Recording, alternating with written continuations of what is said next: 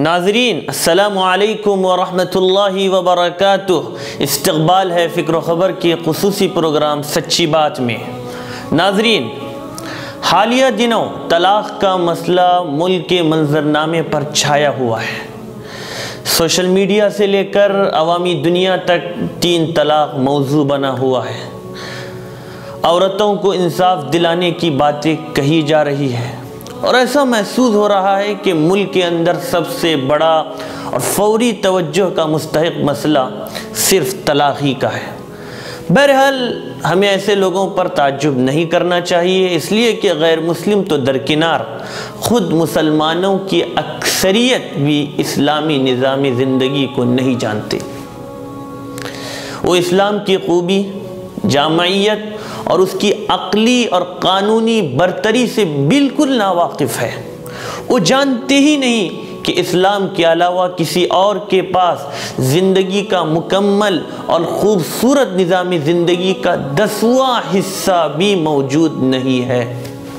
اسی لیے ان میں بعض حضرات جانے یا انجانے میں ایکسا سول کوڈ کے حامی ہی نہیں بلکہ پرزور وکیل بھی ہے۔ ناظرین، غور کرنے سے معلوم ہوگا کہ سابقہ ادوار کے مقابلے میں اسلام کا نظام طلاق بھی بالکل معتدل اور انسانی مزاج سے ہم آہنگ ہے۔ وہ ہر اعتبار سے انسان کی عقل اور فطرت کے آئین مطابق ہے۔ تو آئیے طلاق کے سلسلے میں اسلامی نقطۂ نظر کو جاننے کی کوشش کرتے ہیں۔ شادی جو ایک سماجی معاہدہ ہے جس کے ذریعے 2 اجنبی مرد اور عورت ازدواجی بندھن میں بن جاتے ہیں اور ایک جان 2 قالب کی طرح محبت و الفت سے رہنے لگتے ہیں۔ اس سلسلے میں اسلام نے ایک طرف شوہر کو بیوی کے حقوق ادا کرنے کی تلقین کی اور فرمایا کہ تم میں بہترین انسان وہ ہے جو اپنی بیوی کے ساتھ اچھا سلوک کرے۔ آپ صلی اللہ علیہ وسلم نے حضرت عائشہ اور دیگر ازواج مطہرات سے محبت کا بہترین نمونہ امت کے سامنے پیش کر کے بتایا کہ شوہر کو اپنی بیوی سے کیسی محبت کرنی چاہیے اور اس کے حقوق کی ذمہ داری کیسے ادا کرنا چاہیے۔ دوسری طرف عورتوں کو بھی شوہر کی اطاعت و فرمانبرداری اور عفت و پاکدامنی کے بارے میں سخت تاکید کی، اور جو عورت ان صفات کے ساتھ متصف ہو اس کے فضائل بھی بیان کیے۔ مثلا ایک حدیث میں ہے کہ مومن بندہ خدا کے ڈر اور پرہیزگاری کے بعد جو سب سے بہتر چیز حاصل کرتا ہے وہ نیک خصلت یعنی اچھی عادتوں والی بیوی ہے کہ اگر وہ اسے حکم دیتا ہے تو وہ مانتی اور فرمانبرداری کرتی ہے، اس کو دیکھتا ہے تو اسے خوشی اور مسرت ہوتی ہے، اس پر کوئی قسم کھاتا ہے تو اسے پورا کرتی ہے، اور اگر شوہر کہیں چلا جاتا ہے تو اس کی غیر حاضری میں اپنی جان، عزت اور شوہر کے مال کی حفاظت کرتی ہے۔ مشکات۔ آپ صلی اللہ علیہ وسلم نے یہاں تک فرمایا کہ اگر میں اللہ تعالیٰ کے علاوہ کسی کو سجدہ کا حکم دیتا تو عورتوں کو حکم دیتا کہ وہ اپنے شوہروں کو سجدہ کریں۔ شادی کا مقصد ہی یہ ہے کہ میاں بیوی ایک دوسرے کے لیے خوشی اور سکون کا باعث بنے، لیکن بعض مرتبہ دونوں کے درمیان نا اتفاقی اور جھگڑے پیدا ہو جاتے ہیں، اور بسا اوقات نوبت یہاں تک پہنچ جاتی ہے کہ علیحدگی ہی میں دونوں سکون محسوس کرتے ہیں، اس کے سوا کوئی حل باقی نہیں رہتا۔ ایسے موقع پر بھی قرآن مجید نے بہترین رہنمائی کی ہے کہ پہلا مرحلہ تو یہ ہے کہ شوہر محبت سے سمجھائے، اس سے کام نہ چلے تو دوسرا مرحلہ یہ ہے، سیکنڈ اسٹیپ، کہ اس کا بستر الگ کر دیں، یعنی دونوں الگ الگ سوئے۔ غیرت مند خاتون کے لیے شوہر سے الگ بستر پر سونا کسی بڑی سزا سے کم نہیں ہے۔ اس سے بھی کام نہ چلے تو تھرڈ اسٹیپ، شوہر ہلکے پھلکے انداز میں مار بھی سکتا ہے، بشرطے کہ اس مار کے اثرات بدن پر ظاہر نہ ہو، جیسے مسواک یا اسی طرح کی چیز سے ہلکی مار، اور مقصد تنبیہ ہو نہ کہ عذاب اور تکلیف دینا مقصود ہو۔ ان 3 مراحل سے شوہر خود گزرے، لیکن اگر اس سے بھی کام نہ چل سکے اور ازدواجی زندگی پٹری پر نہ آ سکے تو پھر دونوں خاندانوں کے بزرگ اور سمجھدار لوگ بیٹھ کر دونوں فریق کی بات سنجیدگی سے سنیں اور صلح کی کوشش کریں۔ اگر دونوں خاندان کے بزرگ اصلاح کی نیت سے بیٹھیں گے تو اللہ تعالیٰ کا ارشاد ہے کہ اللہ تعالیٰ دونوں میں صلح اور خیر کا راستہ پیدا کر دے گا۔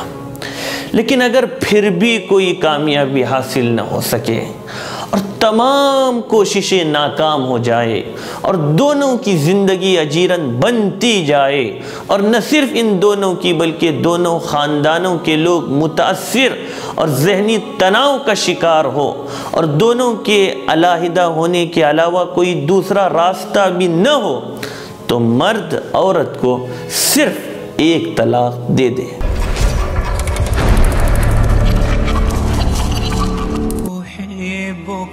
مثل ما أنت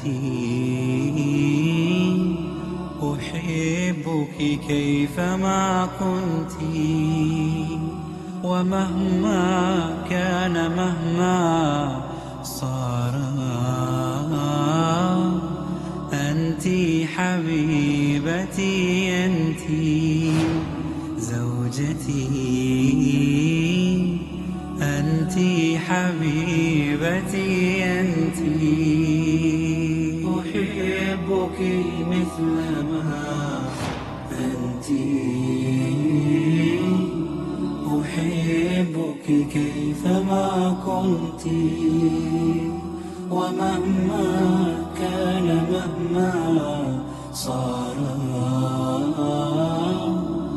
أنت حبيبتي أنت زوجتي أنت حبيبتي أنت حلالي أنت لا أخشى عذولا هم مقتي لقد أذن الزمان لنا بوصل غير منبت سقيت الحب في قلبي بحسن الفعل والسمت يغيب السعد إن غبت ويصفو العيش إن جئت نهاري كادح حتى إذا ما عدت للبيت لقيتك فانجلى عني ضنايا إذا تبسمت أحبك مثل ما أنت أحبك كيفما كنت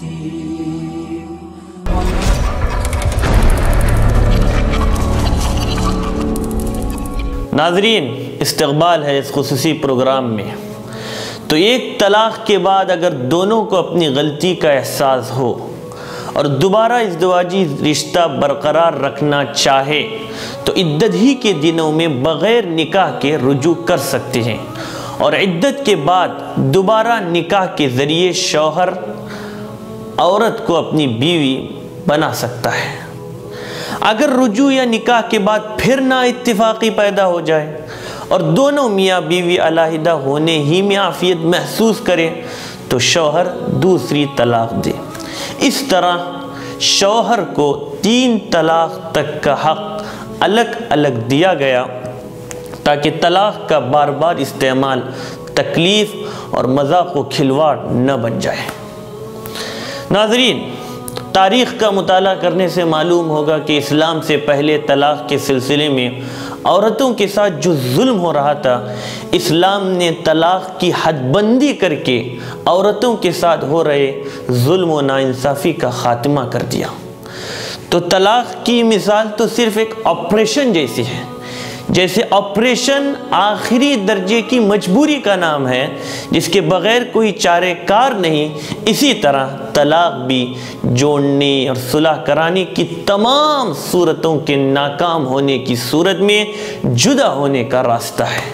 اگر طلاق کے ذریعے علیحدہ ہونے کا راستہ نہ ہوتا تو دونوں کی زندگی عذاب بن جاتی، یا پھر یہی ہوتا کہ مرد عورت کی زندگی کے ساتھ کھلواڑ کرتا، اس کو لٹکا کر رکھتا یا زہر کی گولی دے کر اسے دائمی نیند سلا دیتا۔ لیکن اسلام نے ایسا طریقہ بتلایا جس کے ذریعے غیر فطری طریقے سے بچ کر مناسب انداز میں عورت کو آزاد کر سکتا ہے۔ مزید شریعت اسلامیہ نے ایک طلاق دیتے وقت یہ بھی ہدایت دی کہ عورت کو ایسے پاکی کے پیریڈ میں طلاق دی جائے جس میں وہ اپنی بیوی کے قریب نہ گیا ہو، اور بیک وقت ایک ہی ساتھ 3 طلاق سے بھی سختی سے منع کیا۔ لیکن اگر کوئی اس طرح کی غلطی کر لے تو شریعت اسلامیہ میں اس کا نفاذ ہوگا، جیسے بندوق میں گولی ہوتی ہے جس کا بلا ضرورت استعمال کرنا منع ہے، لیکن اگر کوئی بلا ضرورت بندوق چلا دے تو سامنے والے کو گولی لگے گی یا نہیں؟ پھر اگر بندوق میں 3 گولی ہو اور وہ تینوں ایک ساتھ نکلے تو سامنے والا 3 گولی سے مرے گا، نہ کہ 1 گولی سے۔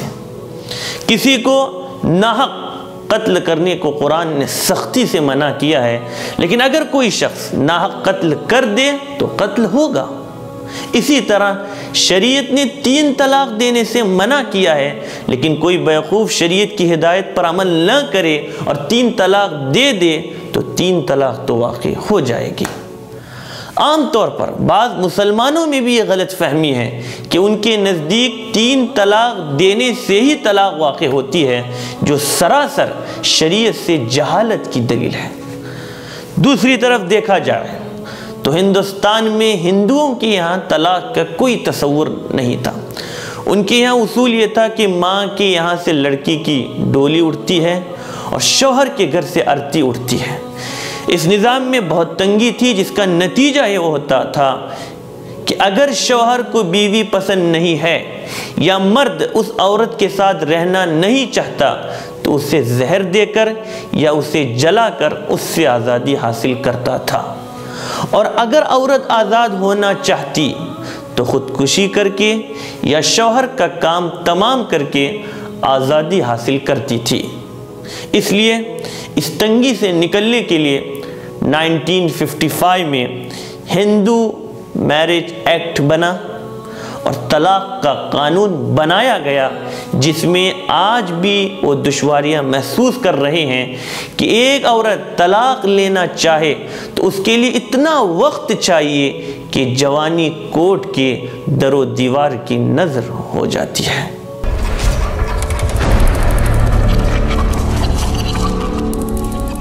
ناظرین، 3 طلاق کا بل 28 دسمبر کو پارلیمنٹ میں جس تیزی کے ساتھ پاس کیا گیا، اور اس کے بعد اس کے پس منظر میں جو زوالات ذہن و دماغ میں گردش کرنے لگے، وہ کچھ اس طرح سے ہے۔ نمبر 1، طلاق کی سزا سے بچنے کے لیے بہت سارے لوگ بیوی کو معلق بنا کر لٹکا کر اکیلا چھوڑ دیں گے، کیونکہ جاہل عوام 3 طلاق سے کم جانتے ہی نہیں۔ نمبر 2، 3 طلاق دینے والا غریب مزدور 3 سال کے لیے جیل چلا جائے گا اور جیل کی روٹی کھائے گا، جبکہ باہر اس کے بیوی بچے بھوکے مریں گے۔ نمبر 3، شوہر کے جیل میں ہونے کی وجہ سے بیوی بچے غیر محفوظ ہو جائیں گے اور سماج کے غلط عناصر ان کو نشانہ بنائیں گے۔ نمبر 4، سرپرستی سے محروم ہو جانے کی وجہ سے بچے غلط راستے پر چل پڑیں گے۔ نمبر 5، کرمنل ایکٹ کے تحت سزا یافتہ ہونے کے بعد شوہر تمام سرکاری سہولیات سے محروم ہو جائے گا۔ نمبر 6، 3 سال کی جیل کاٹنے کے بعد ان کے درمیان خوشگوار عائلی زندگی کا امکان پھر باقی نہیں رہے گا۔ نمبر 7، مطلقہ خواتین سماج کی ہمدردی کے بجائے نفرت کی شکار ہو جائے گی۔ نمبر 8، مرد چھٹکارا حاصل کرنے کے لیے دیگر راہیں تلاش کرے گا اور عورتوں کی پریشانی میں اضافہ ہوگا۔ نمبر 9، چالباز وکلا کو مسلم خواتین کے استحصال کے مواقع حاصل ہوں گے۔ نمبر 10، غلط ذہنیت والے لوگوں کے لیے مسلم مردوں کو تنگ کرنے کا ایک نیا ہتھیار ہاتھ آ جائے گا۔ تو ناظرین، ان تمام باتوں پر غور کیا جائے تو آسانی سے اندازہ لگایا جا سکتا ہے کہ اس قانون میں عملی طور پر کتنی دشواریاں ہیں اور اس میں کیا کیا مسائل نئے پیدا ہوں گی اور کتنے بے گناہوں کو تکلیفوں کا سامنا کرنا پڑے گا، آنے والے دن بتائیں گے۔ بہرحال ابھی یہ بل اپنی تمام تر کمزوریوں خامیوں کے باوجود لوک سبھا سے پاس ہو چکا ہے، لیکن کوشش کا اب بھی موقع باقی ہے، اور اس میں کوئی شک نہیں کہ آل انڈیا مسلم پرسنل لا بورڈ ہندوستان میں مسلمانوں کا وہ واحد ادارہ ہے جس میں تمام فرقے جو اسلام کی طرف منسوب ہے ان کی نمائندگی پائی جاتی ہے، جس کے ذریعے ماضی میں ناقابل فراموش کام انجام پائے ہیں اور مستقبل میں ہم اسی سے اپنی امیدیں وابستہ کیے ہوئے ہیں۔ پرسنل لا بورڈ نے ملت اسلامیہ سے یہ درخواست اور اپیل کی ہے کہ وقت بہت نازک ہے، گھبرائیں نہیں، بورڈ کی قیادت پر اعتماد رکھیں۔ بورڈ کی قیادت ان بزرگوں کے ہاتھوں میں ہے جو دن میں میدان عمل میں ہوتے ہیں اور راتوں میں اللہ کے سامنے روتے ہیں۔ بہرحال بہت آسان کام ہے سوشل میڈیا سے تنقید کرنا، اور بہت مشکل کام ہے میدان میں اتر کر کام کرنا۔ بورڈ انشاءاللہ اپنا سفر جاری رکھے گا۔ ہمیں جلد بازی کیے بغیر اللہ کی طاقت پر ایمان اور یقین کامل رکھنا ہے، اس لیے ہم مایوسی سے بچیں، بیدار مغزی پیدا کریں، اس کے لیے دعائیں کریں، بندوں سے امیدیں نہیں، اللہ سے یقین کے ساتھ مانگیں، اپنے اعمال کی اصلاح کریں، ہم خود اسلامی معاشرت پر عمل پیرا ہو۔ والسلام علیکم ورحمۃ اللہ وبرکاتہ۔